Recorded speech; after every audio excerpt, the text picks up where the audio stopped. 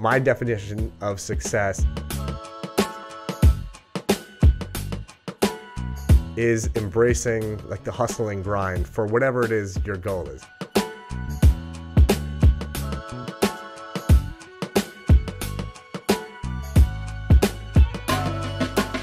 All right, guys, welcome to the Dr. Mudgil podcast. I couldn't be more excited to have Doug Biro here, who I've known, I guess, we've probably known each other for like 6 years. 5 or 6 years, yeah, at least I'd say. And, you know, I find Doug's life and work fascinating. Doug will deny that it's fascinating, but you guys will all, I think, appreciate how fascinating it is.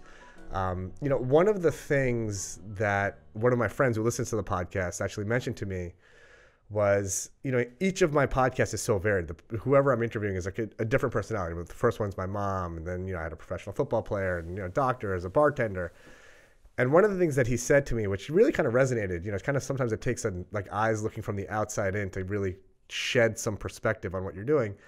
He said, you know, all of your interviews are basically about success, but like everyone defines their own success in a different way.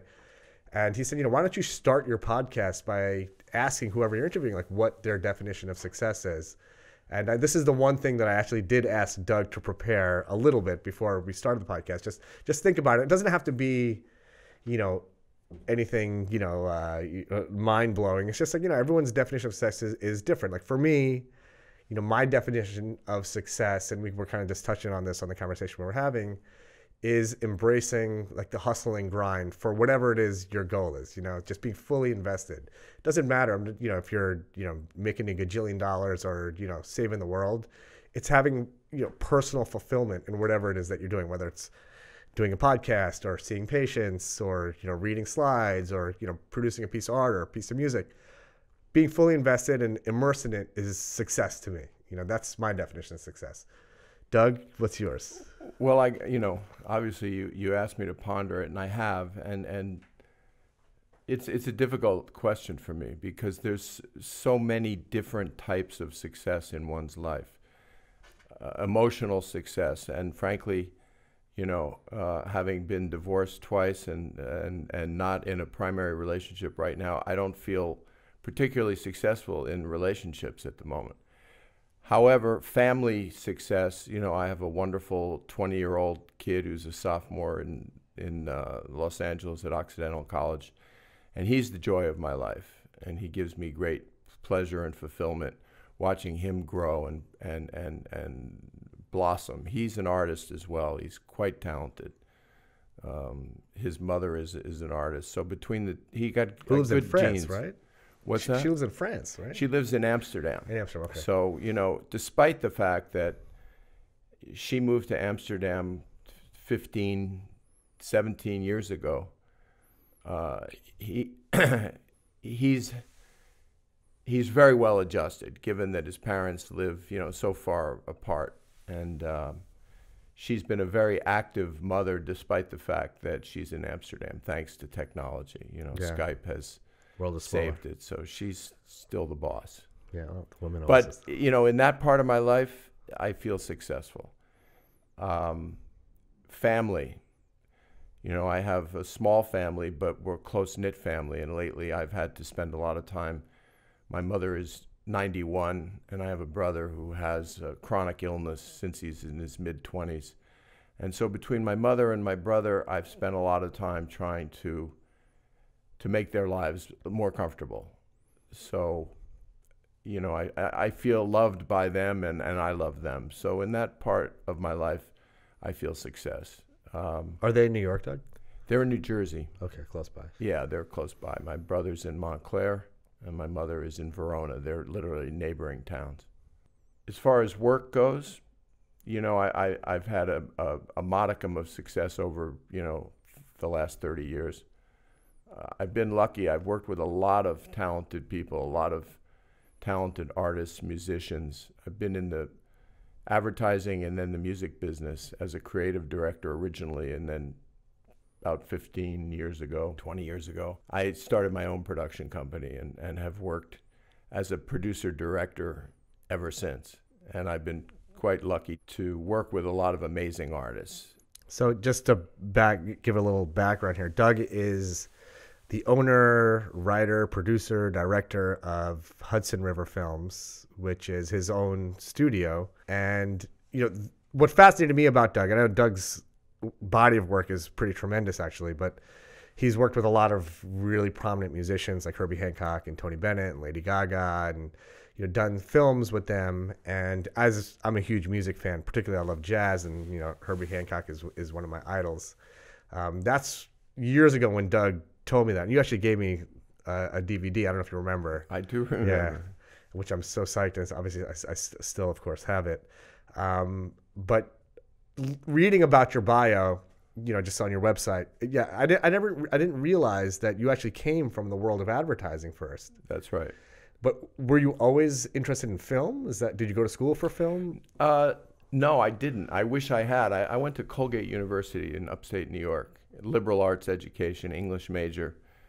I really didn't develop a passion for film until, at least, I was in my mid to late 30s, I think. I had an uncle, and still have the same uncle, who was a successful ad guy. Like Mad Men era type stuff? Yeah, sort of Mad Men era, exactly. And so I was introduced to his world in Midtown Manhattan and thought it looked pretty interesting and glamorous. And, when I got out of college, I was a newspaper reporter first, and then ultimately segued into being a copywriter at an ad agency and worked at several Midtown ad agencies. What newspaper were you working for? I worked for the Morris County Daily Record. Was called one of the larger Jersey papers, and that was right out of Colgate. And then what motivated the transition into advertising? Laziness. I was on the night shift as a reporter, so I used to come into work at 4 or 5 o'clock in the afternoon and attend local meetings and whatnot, and then you come back and write your story at midnight, and basically the hours were, I was working from 4 in the afternoon till 4 a.m. Gotcha. And I, after doing that for about a year, I just thought, this isn't that interesting. I would be a substitute police reporter, and that was interesting. I followed a couple of murders. And ironically, all these years later, 30 years later, besides music, I also work in the true crime genre. Right. You did the Gotti film you did as well, right? Well, there's the Gotti film that my partners and I just finished this summer that aired on A&E. Called Gotti, Godfather and Son, story of the relationship between the infamous Don and his son John Jr. 4-hour docuseries. Wow. It turned out pretty well. I'm proud of that piece. Yeah. And you have the true crime. There's like for my one of my closest friends is a guy named Kevin Kaufman, and Kevin has a 5-season run of a show called The Perfect Murder on ID Network. We just finished up season 5. Oh wow. And so throughout those 5 years, I've been a producer on the show. And my role mainly has been, it's a show that marries reenactments of the murder story with interviews of the real people involved in the story. So while Kevin would shoot the reenactments, I was traveling around the country and interviewing usually law enforcement, the detectives who worked the case, local press who covered the case, and whenever possible, family relatives of the victim, which was no easy feat. Wow. So when you're interviewing the mother who's lost her, her only son, or a sister who's lost her brother, I mean, it's pretty heavy. And so for the last 5 years, I've been doing quite a bit of that, and it's been an interesting process and education.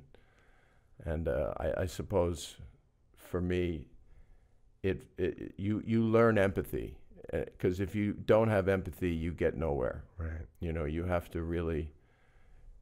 to feel for these people that are telling their story in order for them to open up. It's hard to wrap your head around, but yeah, I can't even imagine. So I've been in this true crime genre thanks to my buddy Kevin.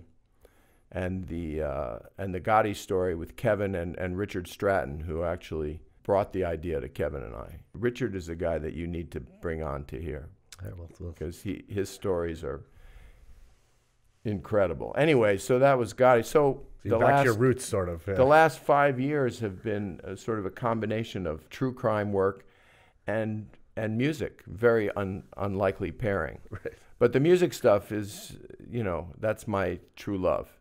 And going back to what you said about passion for what you do, shooting artists and concerts with mainly jazz, but also classical and rock is my passion. Yeah. Well, you must be a music fan, I imagine. Yeah, big music fan. So just kind of going back, so you were a reporter and then you were working in advertising. So I guess you're kind of the reporting job, the hours sucked, and you made a transition. The advertising, I have an interesting background in advertising because when I was about 30, I was recruited by a headhunter to go to Japan and work on English language advertising for Panasonic brand products in Japan. And I lived in Japan for about 3.5 years. Wow, do you speak Japanese? Skoshi dake. Does that mean a little bit? A little bit, yeah. Very good sushi bar, Japanese. That's good. good. Negi toromaki nihon onegaishimasu. That sounds authentic to me. Yeah, so I'm good in a sushi bar. And I love Japan. I had an amazing experience. And when I came back, I worked my way into the more conventional Madison Avenue world as a young copywriter. So what is that exactly? You're basically writing copy for ads, yeah. Okay. All different products back in the day. It's like catchy little phrases and things Yeah. like that, right? Yeah, and then that's really where my love of film developed because as I started to become a more successful copywriter and I would sell ideas that would get turned into commercials, as the writer of the commercial, you usually went on the shoot. So I started watching big commercials be made. Like for what? Well, the first ones the first ones that were of significance and real budgets were Nissan commercials. Right, actually, when Datsun became Nissan. Okay. We're changing the name of Datsun to Nissan. I hope you're not changing all that room. No, all we're changing is our name. I was working at the New York agency called William Esty, no longer in business, but at the time was the agency for Nissan. So I started writing commercials for cars and trucks, and had my first success with Nissan came out with a line of new pickup trucks, and I dubbed them hardbody trucks. The Nissan Hardbody is driven by a standard 134 horsepower engine. And it became the catchphrase. It became the catchphrase, and then we wrote jingles, and I wrote lyrics and worked with composers. So that sort of launched my advertising career a little bit. Did you have interest in just transitioning this to like your film career? Did you have interest in like cameras and like the tech of it, or was it just sort of? Well, I'd always been a photographer with still cameras. Okay, so it was like a hobby of yours. Yeah, that was a hobby of mine. But then suddenly being on a big set with real directors and big 35 millimeter gear, I mean, that's changed completely now. We're looking at cameras that are this big, right, that have an amazing image. But when I got into the business, everything was still being shot on 35 millimeter, and the budgets reflect. Those are those big cameras, right? big movie cameras. Yeah. As one tries to go up the ladder career-wise, I got a job at McCann Erickson, which is truly one of the big agencies of the world. They were mentioned often as competitors in Mad Men. I was at McCann Erickson yesterday.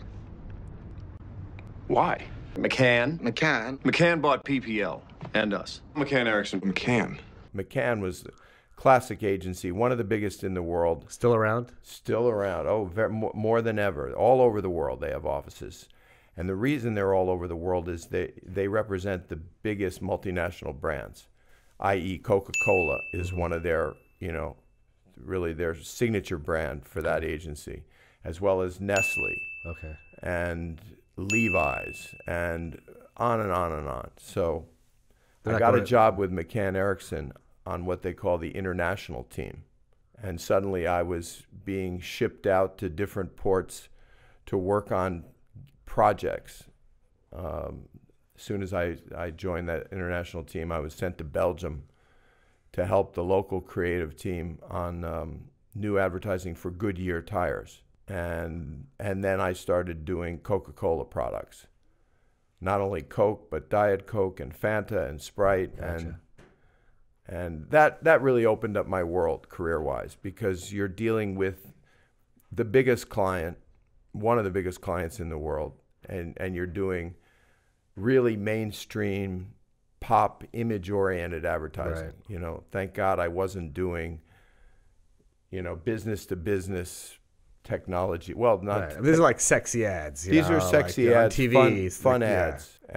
Casting, actors and actresses, and going to exotic locations, shooting commercials all over the world. When you're in like Belgium, is it for like European audiences? Like, They were for local audience, but also, depending on the nature of the spots, they could easily be sent around the world and be adapted in local markets. gotcha. So this was like very sort of like truly global work. Like It was global. it was global work, and I was very lucky. I had a mentor, unfortunately no longer with us, named Marcio Moreira, who was Brazilian, who was the chief creative officer of McCann Erickson worldwide. And, we got along well, and he helped move my career along. Got me ultimately the gig in Japan, which was really those were my headiest days of advertising in the early 90s. So is this like advertising like how you see in Mad Men? Like you work crazy hard, but you party crazy hard. And it's like this like wild life. I wish I had the touch that Don Draper has. But yeah, I mean, certainly there are worse ways to make a living. Right. And I would say, frankly, both from the advertising business side and the music business side, the people that are in those lines of work tend to be a little looser than, say, if you go to work for IBM. Right. Actually, or GE, And those are great companies, Yeah. but working in the record business and the ad business tends to foster a more relaxed type of person. And yes, there was a lot of partying. When just sort of like a tangent. When I was a resident, we were traveling. The 3 or 4 of us were traveling to Chicago for a meeting, and so we're flying out of New York, and our flight was delayed. Like pretty significantly. So we're, what are you gonna do? Like we're like 20-something years old. We're at the bar drinking Bloody Marys. Like one Bloody Mary turns into like 3 or 4 Bloody Marys. We get on the plane, continue drinking like the whole flight. So we're pretty rowdy on the plane. Some of the folks on the plane loved it. Some of them were kind of annoyed with us. But when we finally landed in Chicago, the people sitting behind us were like, "Wow, you guys are so much fun. Like, what do you guys do?" And we're like, "We're dermatologists." And the guy's like, "No way, we could have sworn you were in advertising." Oh, that's So funny. that's what always makes me think of that, like that hard partying advertising lifestyle. That's funny. Well, doctors are certainly known to, how am I going to put this without it sounding insulting? I mean, doctors have people's lives in their hands, literally. And so I think when they're off duty, there's certainly a desire to relax. Yeah, of course. It's a visual representation of how alcohol affects people of different ages. We have the young, Morning. the slightly older, Please stop talking. the slightly older still, and alas, the very, very, very old. She is unconscious and virtually unwakeable. Yeah. And absolutely. maybe share an adult beverage or two. Yeah. There's nothing wrong with that. So, from advertising, so I only know you as a filmmaker. you yeah. know? So from the really wonderful years at McCann Erickson, working on the Coca-Cola. I went to Japan years before for this little agency doing Panasonic. And then 10 years later, I end up at McCann Erickson on the international team, and there's an opening for a creative director on the Coca-Cola business in Tokyo. Oh, wow. Because I had been in Japan and had sort of a successful time there, they offered me that job. I interviewed for it. I got it. And I went off to Japan. I you was did then 2 tours in Japan. married at that point, and my wife and I went to Tokyo and were given, palatial expat apartment and had just the greatest time for 4 years. Is this Julian's mom? No, this is not Julian's mom. This is my second wife at that point. Gotcha. A lovely, terrific lady, actually, that I should have stayed with but didn't. At any rate, so suddenly I'm in Tokyo at McCann Erickson as the creative director on the Coke business with huge budgets from our Coca-Cola client. Like what are the like millions of yeah, dollars? multi-million dollar commercials. Wow. Multi-million. Like what's a commercial like cost? What year is this, by the way? This is 90 through 93. Okay, and like what is it like the budget for a Coke commercial then? Well, they would range in those days from, I will tell you, from on the low side, $250,000 to $2.5 million. Wow, for a 30-second spot. 30 or maybe a 60, or maybe you shoot a 60 and you cut a 30 and a 15. But on Coke, in those days, we had a client in Japan who was from Georgia, sort of a bigger-than-life guy named Burke McKinney, wonderful guy, and he wanted the best. He absolutely wanted the best for his brand, and so he was a Coke executive. He was Atlanta. a Coke executive, head of marketing for Japan. Okay, big job. Gotcha. And so he was my client, and he wanted the best. And I was very fortunate. I'd been introduced on an earlier trip to Los Angeles to David Fincher, who's one of the great movie directors of our time. Yeah. And considered one of the most talented guys in the world of filmmaking. And so when he said he wants the best, and I said, "Are you willing to pay for it?" He said, "Yeah, I'll pay for it." I asked Fincher if he would direct some Coke commercials. And to my surprise, he said, "Yeah." No way. So we did a couple of them that are just amazing. And I do have a good little story about the first time we worked together. I wrote a commercial called Blade Roller. It was a takeoff on Blade Runner, the famous Ridley Scott movie. Fincher then took the idea that I wrote and rewrote it completely and made it much better.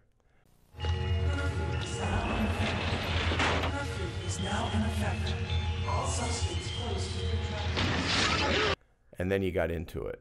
And the budget for the commercial, for one 60-second commercial to be shot in Los Angeles in the same area that they shot the original Blade Runner. I forget the name of the building, but anyway, Bradbury Building in downtown LA. So it's 2 days before the shoot's about to begin. The budget is $1.3 million. David's producer, a woman named Jan, calls me into her office 2 days before, closes the door. I'm going, what the hell is this? She says, "I'm sorry to tell you this, but David can't shoot the commercial for the budget you have." I said, "Jan, I gave you exactly what you asked for, $1.3 million. You're telling me we can't do 160 for $1.3 million? And this is in 93. That's a big money. That was a lot of money. It's big money now. But it's big money now, and it was big money then. So she goes, "You're dealing with David Fincher. He's got big ideas, and now that we've costed them out fully, we realize that we're $1 million short."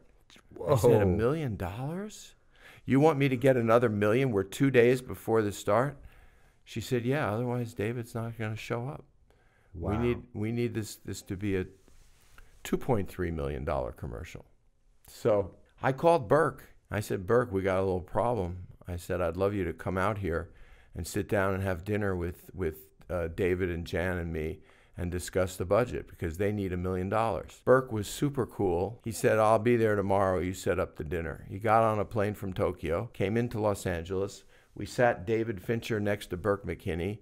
The two of them enjoyed each other, and by the end of the night, he said to me, "You got your $1 million." Wow, get out of here, man. And then he says to me with sort of a wink, a big, robust guy, he sort of winks at me and he says, "Shit, we spill more than $1 million every day." I'll never forget that That's line. Great. So, we started the commercial 2 days later, and it's one of the greats. It's a really incredible spot that I'll show you. I mean, if you ever wanted, you could cut pieces of it into this. Yeah, we will.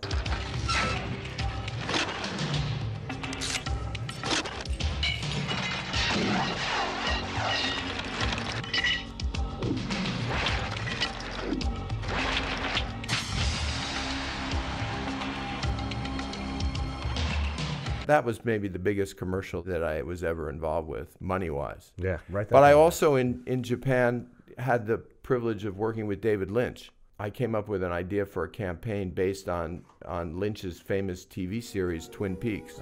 Twin Peaks was a phenomenon in Japan, especially among young single women who actually made journeys to the town where Twin Peaks was filmed in, I think it was in Washington State or Northern California.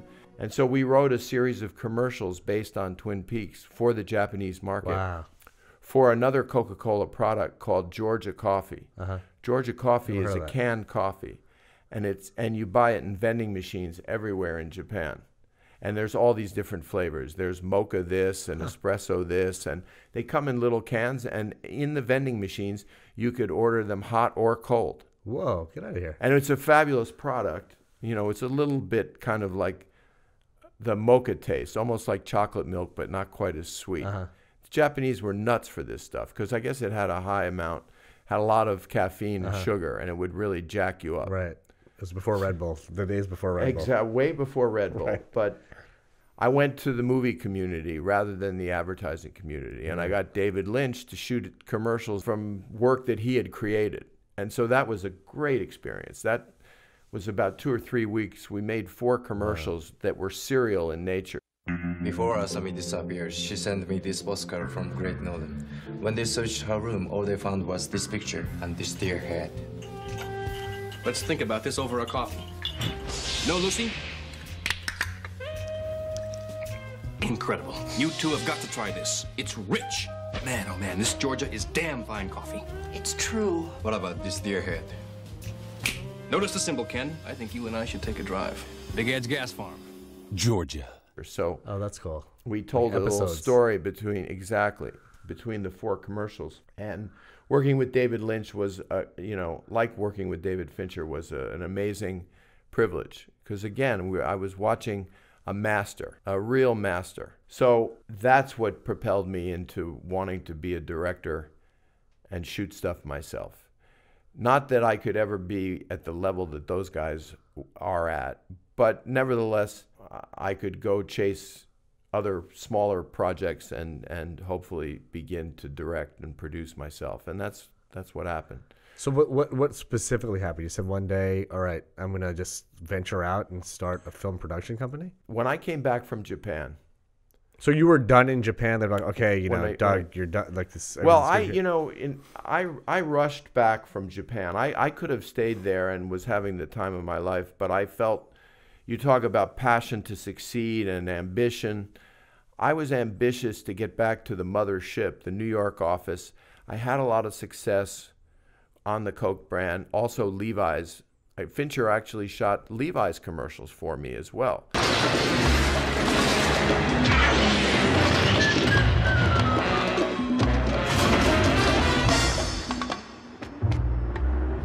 They're even better broken in.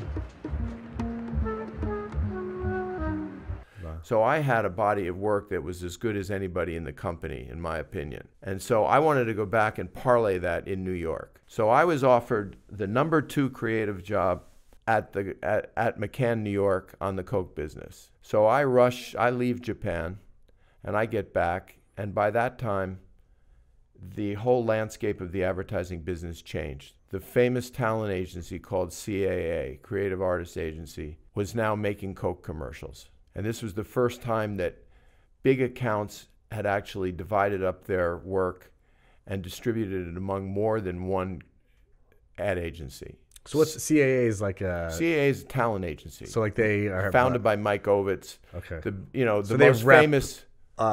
They rep actors. Actors and they rep actors and screenwriters. Entertainers, right. CAA is the most powerful talent agency in the world. So they'd work direct, say, hey, I want whatever. They went right direct to Coke. They bypassed McCann Erickson. Oh, wow. And they came out with a campaign which maybe you'll remember, the Polar Bear campaign. Yeah, totally.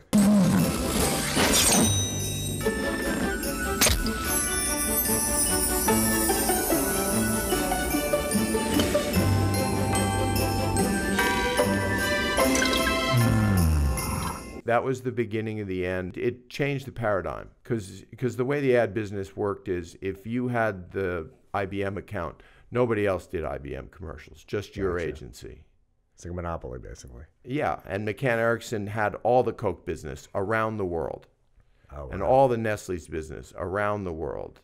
And suddenly there was an interloper because CAA basically promised Coca-Cola exactly what I was doing, which was hiring the best directors and technicians in Hollywood to make the commercials.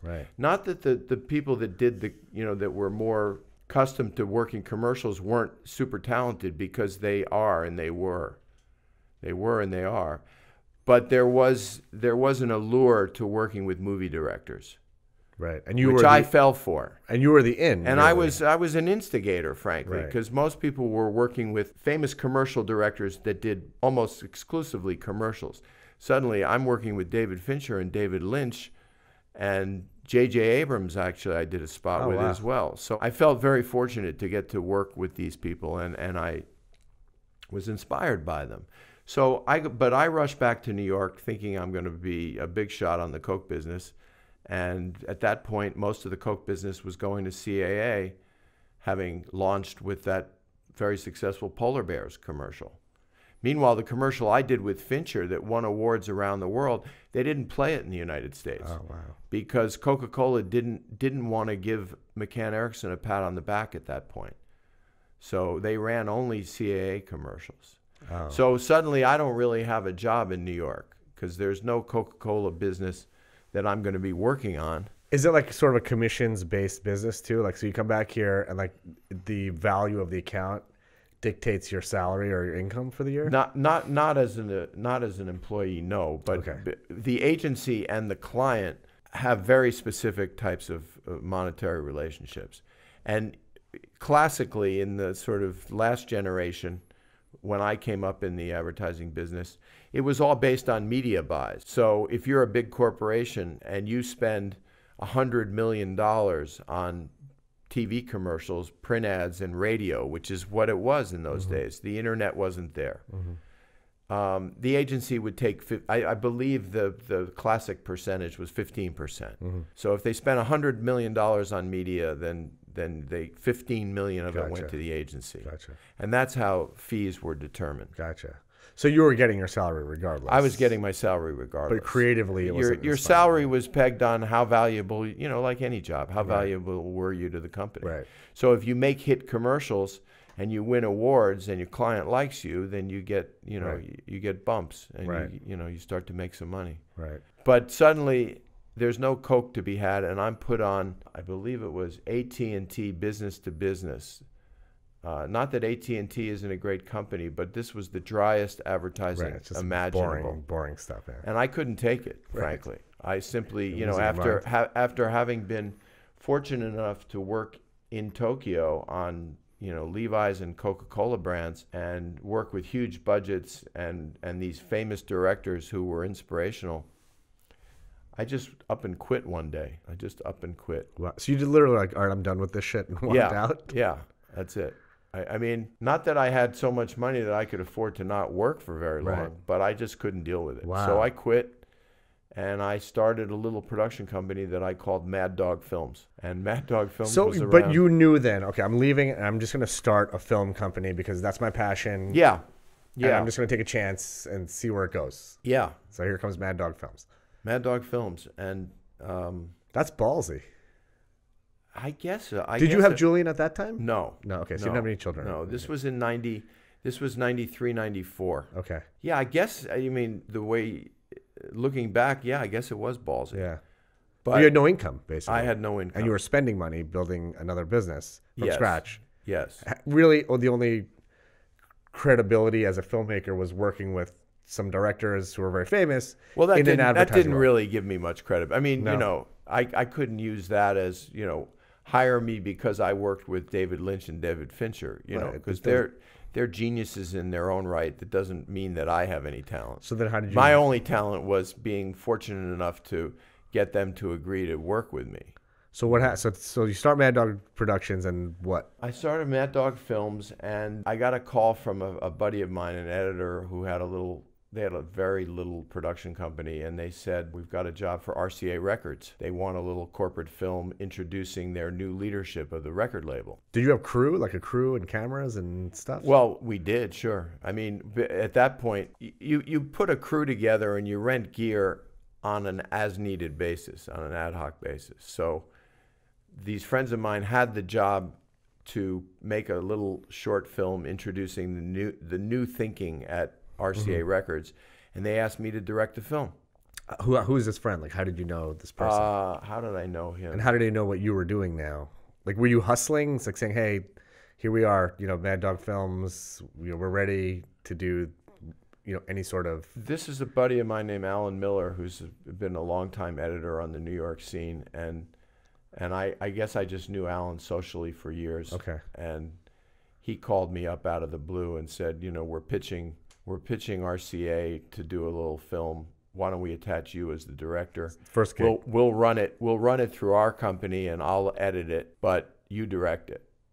Okay, cool. So we did, and I came up with an idea of having the president of the label and his general manager, Bob and Jack, who I ended up working for many years, walk around Lower Manhattan and ultimately have a conversation about their vision for the label at a diner.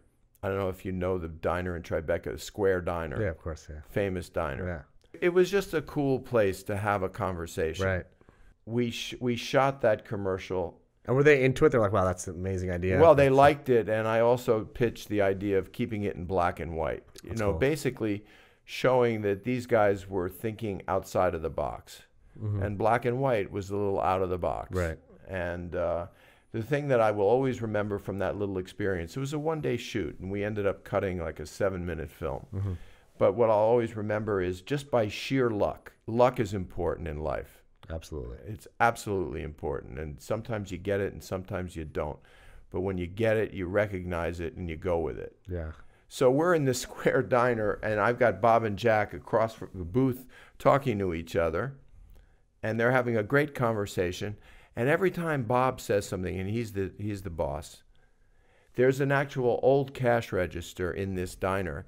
And it would, in sync, every time he'd say something, interesting, ka-ching. Get out of here. And then he'd say something else, ka-ching.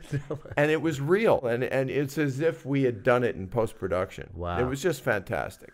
So anyway, the long and the short of it is that Jack Rovner, who was the GM, called me up a week or two after we finished the film, asked me to come to his office. I thought he was just going to, we were going to have lunch. He was going to say thanks for doing a good job. I went to his office, and he offered me creative director of RCA Records. Wow.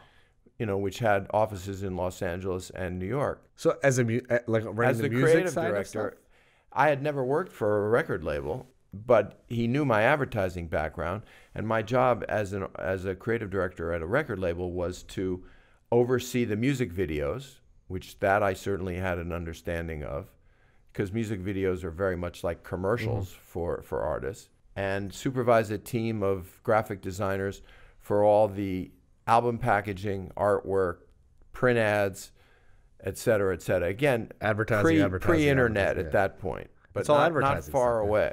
So I had a staff of, I don't know, 6, 7, 8 people, and I was suddenly in charge of all the marketing materials for all the artists. Get out of here. And RCA had a very successful run while I was there. So who were some of the artists? Christina Aguilera. Started filming her when she was 16 years old. Wow.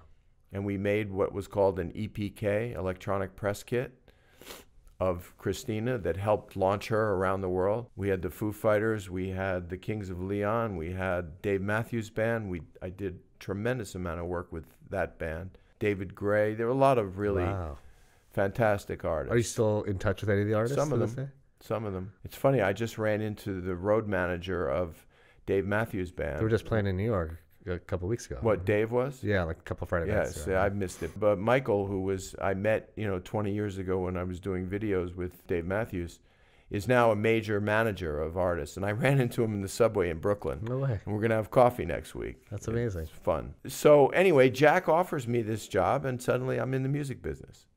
And that's like crazy. So I went from, and so what was then called Mad Dog Films, I put it aside. And I put it aside for close to 8 years. So you were at RCA for 8 years. Yeah. And then, at that point, the internet reared its ugly head, and file sharing, illegal file sharing, Napster. And I'll never forget, Bob Jameson, the president, sat all the VPs in the label down in a conference room and said, gentlemen, ladies and gentlemen, I just want you all to understand that a year from now, when we have a vice president's meeting, half of you will be gone because the business has changed. Napster has ruined our business, and we didn't react to it in a timely fashion or in a smart fashion. The game's changed. We're not going to be able to sell the kind of number of units that we've been selling for so many years at $16 a CD. I mean, that was every It's record over. label. Yeah. It's over.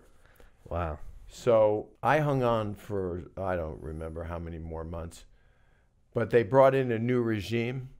Bob and Jack were out, and the famous Clive Davis actually took over RCA at that point. Okay. And I wasn't on Clive's team, and so, you know, they finished out my contract and I was gone. So now suddenly, you know, I'm in my... So it's 2001, 2002 at this point. It's 2003. Okay. I'm 50 years old, and I have no job. And I'm thinking, well, what the hell am I going to do now? And that's when I decided, okay, well, Mad Dog Films is coming back, because even at 50, you start to feel ageism. You're making what is considered a big salary, and they'd rather hire someone half your age and half your salary, and maybe twice your talent. I'm not suggesting that the kids that they hired weren't talented, because oftentimes they were very talented. But suddenly you're at 50, and you're in a youth-driven business, as advertising and or the music business is very much about youth. It gets tough to get a good gig.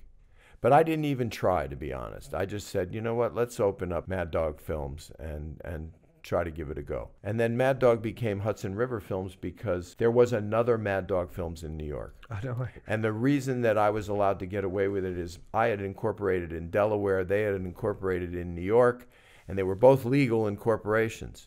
But they had been there longer. They were a larger company. They had a website, maddogfilms.com. So at that point, I actually took an office at 601 West 26th Street at a friend of mine's production space. He had a lot of extra offices. And I literally overlooked the Hudson. It was right on 12th Avenue. Nice. So I changed the name of Mad Dog Films to Hudson River Films. And now, with the music background that I had, I somehow started to get calls to do films about promoting new albums and music-related stuff. These like little trailers that they would make, you know, like about the behind-the-scenes type stuff, or, you know, about the artist. And yes, I wasn't getting big music videos, let's put it that way. Nor did I. You know, I did my share over the years, but never was I considered, you know, a big-time video director. But I was better at the docu-style stuff. So who was like your first call at Hudson River Films? You know, I ended up getting the New York Philharmonic became a client. I did a lot of short pieces for them. For which would air where? Which would air at that point, mostly the internet. So like on their website. Yeah. Okay. Oh, and then I got American Express as a client, which was a fabulous client. So they actually do really cool pieces, you know. They're on my website. Yeah, I know. I've seen a bunch of them. You know, I got to interview Sidney Pollack, Yeah, I saw it. That was amazing. The late Yeah. great We watched that, feature yeah. film director of, you know, one of the truly great directors. Yeah. And so for American Express Open, which was the business side of American Express, I started doing a lot of work. Yeah. And that was fantastic. And then the Herbie Hancock work, you know, really kind of changed my direction. So how did that happen? Well, that's a pretty decent little story. I was at my office at 601 West 26th Street one day, late in the afternoon, about 5 o'clock, the phone rings, and it's my ex-boss, Jack, the same guy that I filmed at the diner. Yeah. And he was my ex-boss.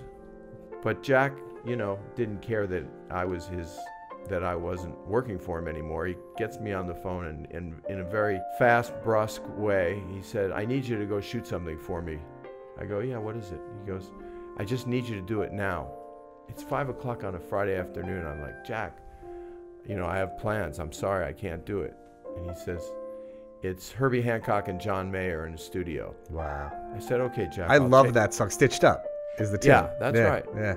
That's exactly right. They made that song up that day, John and Herbie, and my partner on this venture, John Fine, and I filmed it that very first day that those two met. Get out of here. I mean, is that just like, holy shit, like John Mayer and I mean, Herbie when Hancock? he said to me, Herbie Hancock, I mean, I was a huge Herbie Hancock fan and a John Mayer fan. Yeah. So he says to me, you're going to film John and Herbie. I'm like, where do I go? Right. But that was not my first answer. Right. My first answer was almost like, fuck you, Jack. Right. I don't work for you anymore. Right. It's Friday night. Exactly. And it was very kind of fortuitous. Right next door was this young filmmaker named John Fine, who I had just started to get to know because, I hadn't been at that office for very long. John was there a few months ahead of me. And they wanted it to be a 2-camera shoot. And fortunately, I had 2 cameras, but I didn't have a second camera op. So I went next door to John. I said, John, are you free tonight? I need to shoot something, and I need a second shooter. And he was sort of the same way. Well, I got plans. I said, John, it's Herbie and John Mayer. It's Herbie Hancock and John Mayer. And he was just like me. It was like, okay, let's do it. So we went over to this. So you each operated one of the cameras. Yeah, we went over to this studio and, I think it was on 18th and 2nd Avenue. I don't remember exactly. And we hung out for 4 or 5 hours filming them record that song. Wow. And Jack at that point, I think, was managing Herbie briefly. Okay. And this was meant to be promo footage for when the record drops. Gotcha. Not a feature film. Yeah. Not a feature documentary. But so this album was Herbie Hancock with multiple artists doing a tune. Correct. Yeah. And there was it became known as Possibilities, but that came much later when we were interviewing Herbie and that word kept popping up, and then suddenly Herbie and John and I sort of said, Herbie, there's your title. Yeah. It wasn't called Possibilities in the beginning. It was simply he's recording with a whole bunch of diverse artists and different genres of music. My partner John and I, when we finished that night, we took the footage back to our office and we each had an edit room. And John's a hell of an editor, and we edited it down into, I don't know, 2 or 3 minute little teaser, sizzle, whatever you want to call it these days, which is the way that the business works these days. To sell anything of significance these days, generally you need a sizzle piece. Shows a network or whomever you're dealing with what your project is going to look like. Right. So we cut this little sizzle of the Herbie John Mayer collaboration, and it just so happened we were sharing office space with a guy named Alex Gibney. Alex is probably the preeminent documentary filmmaker in the world today. He's won an Oscar, and at any given moment, he's probably got 10 films being made. He's become prolific. He wasn't then. He had just made Enron, Smartest Guys in the Room, and that put Alex on the map. Wow. And then his career just zoomed to the top. But Alex, I shared space with Alex, and we were friendly. So I took the promo to Alex's office and said, Alex, check this out. I think we got something cool here. And he loved it. He's a big music fan. Right. He had done a 10-part series on the blues, so he was very much, he's very well educated in the music world. So Alex at that point had a really good relationship with Mark Cuban and his film company. He took it to Cuban's company and said, we want to make a documentary, about the making of this record, because Herbie's is going to be traveling all over the country and overseas, dealing with all these incredible artists, and we think it'd make a great show. And Cuban's company said, yes, let's do it. So suddenly we had a budget. Wow. You talk about, I took some chances because these things don't happen overnight. So while they gave us an immediate yes, it took 3 months before the paperwork was done, the lawyers, the deal memos, and any money crossed hands. So, but meanwhile, they've scheduled all these recording sessions. Right, so you got to lay out the money. So I laid out about $150,000 to $200,000 while I'm waiting for the deal to be done. Jeez. I mean, I happen to have had that money in the bank, thank God. But I was taking a big risk because there was no guarantee that the deal would ever, there's always a chance that the deal will fall apart, right? As we all know. And, I had my share of sleepless nights thinking that this deal's going to fall apart, and I'm out $150,000. Right. Because I'm buying airfares for John and me to London, Toronto, Los Angeles. You know, we shot all over the place, as well as New York. It's airfares, it's hotels, it's meals, it's gear. Right. And you're paying him, I imagine, too, right? No. Oh, you guys are partners at this point. I'm paying him with IOUs. Right. But he's not having to put out any money. He's giving me his labor. Does he have a piece of the equity of the project? Yeah. Once we signed the deal, then John and I made him an equal partner, even though I had been laying out all the dough and taking all the risk. But he's very talented, and he deserved to get his fair share of the action.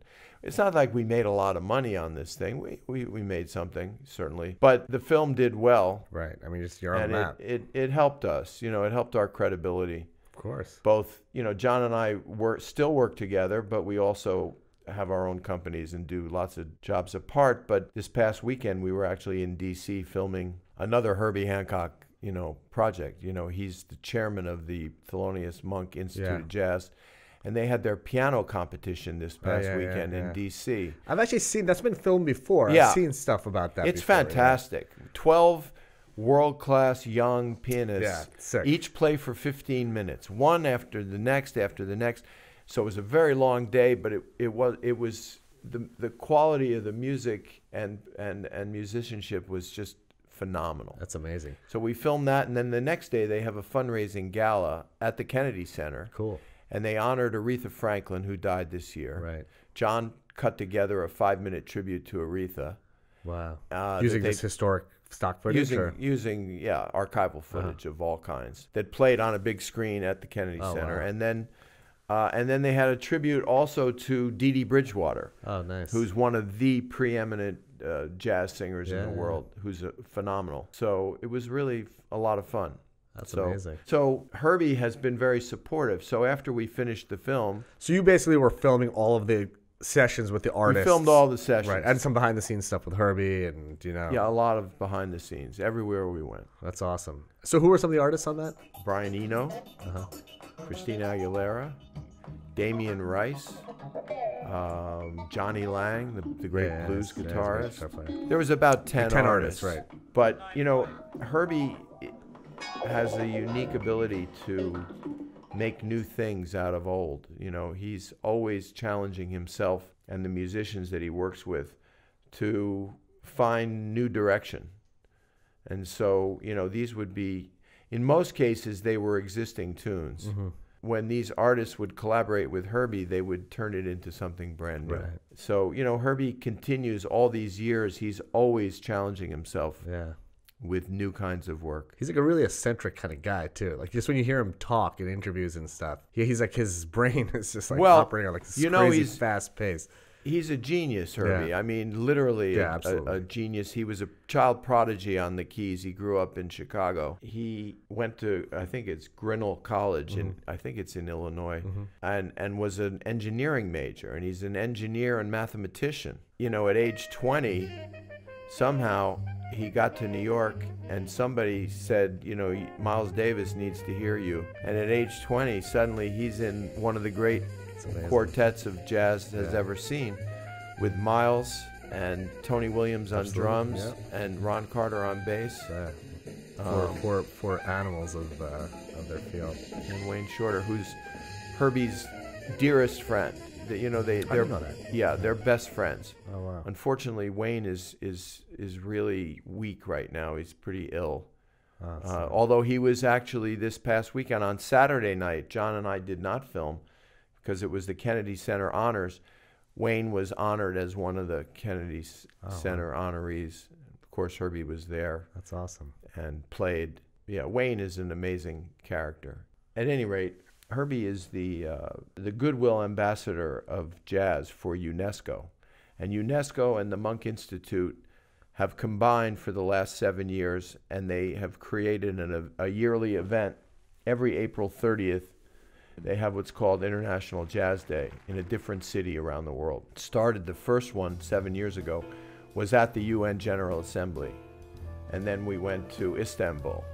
And then we went to Osaka, Japan, and we went to Paris. And then I think the White House, which was the only one that John and I didn't produce. Was that Obama years? That was during, Obama was the host, and a famous Hollywood producer produced it out of the White House. Okay. you know, when they I think had I saw that. It was on PBS or something, right? It was on, I think it was actually on ABC. Oh, was it? Okay. Yeah, I remember seeing it. It was beautifully done. You know, it was unfortunate. They spent real money on that one. Yeah. Which, of course, we didn't get to, you know, make our version. But they did a heck of a great job. So then with Washington, D.C., and then we did 2 years ago, we did Havana, which was an incredible experience. I mean, that was the hairiest thing I've ever done. Really? We brought in like $3 million worth of gear, and it was... and you left with $1 million worth of gear? We got it all back, thank God, but it was very difficult because the Cuban government tried to take over our production. No way. And that's a whole other story. Anyway, we did Cuba, and then last year we did St. Petersburg, Russia. Oh, cool. Which was also challenging. I mean, going from Cuba to Russia and, you know, trying to collaborate with the local, you know, teams, tested all of our skills, truly. And then this year we're going to Sydney in late April, and they just announced next year Cape Town, South Africa. Oh, wow, that's awesome. So because all this to say, because of the amazing Herbie Hancock, who I wanted to say also, he's a Buddhist. He and Wayne are both Buddhists, and they walk the walk. They are serene, kind, super creative geniuses who treat people with the utmost respect. And I will swing that right back to where we started this conversation an hour ago, which is, that to me is success. Right, I when agree. you can be that kind of human being and be so talented and yet humble. Yeah. And treat people so well of all walks of life. You know, Herbie talks to the guy driving the cab. It sounds like a cliche, but he does. He'll engage the cab driver with the same energy and enthusiasm and intelligence that he will a fellow genius musician. Yeah. And that to me is success. When you can live that kind of life with integrity and humility, you know, that's success to me. I couldn't agree more. I think that sums it up well, brings us full circle. So anyway, thanks to Herbie, I've gotten to see the world. Some people join the Navy to see the world. I joined Herbie's team and got to see the world. So, and then, you know, I continue to work on other music projects, and I also continue to work with my buddy Kevin on true crime. So it's kind of a strange bedfellows, but that's kind of, you know, my thing.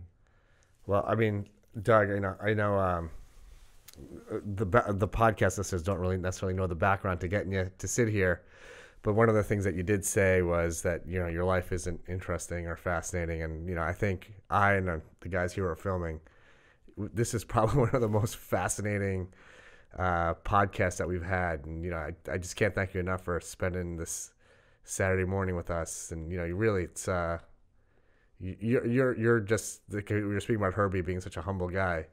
I think that describes you pretty well too, because, you know, your life is pretty amazing, and I'm just I'm happy to learn more about it and get to know you better. Well, thank you for that, and inviting me and pushing me to come here, because more stuff came out than I figured. I was afraid I wouldn't have anything to say, and that, you know, you'd get nothing out of this. But the fact that you enjoyed it, I'm grateful. Yeah. Thank you. Well, I appreciate it. My pleasure and honor, because your audience should know that I didn't want to do this, but I did it because Doc Mudgil is a super guy, and I didn't want to turn down his offer. So, well, thank you. Thank you, Doug.